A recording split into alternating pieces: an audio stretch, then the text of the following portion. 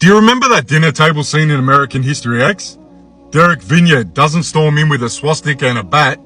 He sits at the table, eating dinner with his family, and he talks politics, calm, confident, articulate.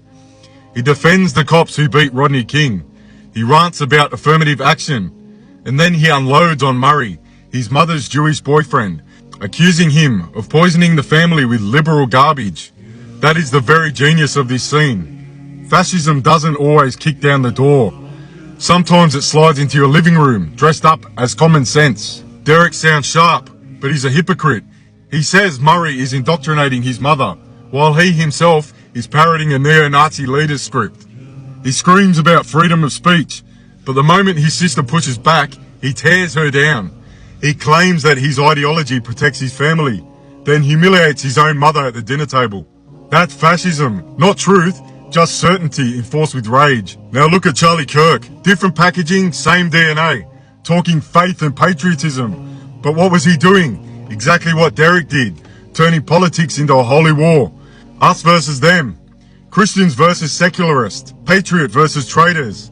He fused the cross with the flag and told young people that supporting Zionism wasn't just politics, it was serving God. That is American fascism.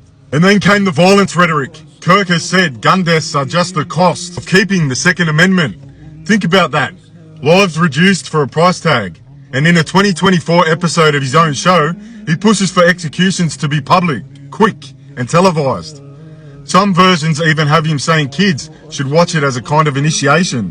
By the way, this is my other problem with death penalty. It takes too long, too many appeals. Expensive. It should be public, it should be quick, it should be televised.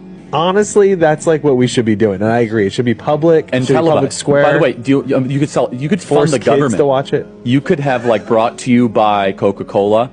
And no, I'm not kidding. By the way, I would totally tune in to see someone get their head chopped off. And you know what? I want to watch that execution. That'll make my day better. I want to see him on a public block and get... Now, fact checkers warn the details are disputed, but the theme is clear. He wanted punishment as spectacle, death and theatre. That's not justice, that's fascist ritual. Towards the end, Kirk reportedly began shifting. He started pulling back from the hardline Zionist script he's preached for years. And in movements like this, doubt is deadly. Fascism doesn't forgive defectors. It doesn't debate them. It erases them. And the crack in his loyalty might just be what got him killed. Derek Vineyard at the dinner table, Charlie Kirk at the pulpit.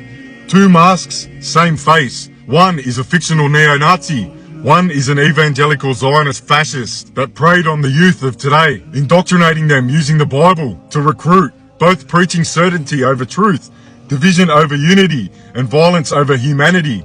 And the lesson is the same. If you don't confront fascism, it doesn't just win the argument, it takes the house.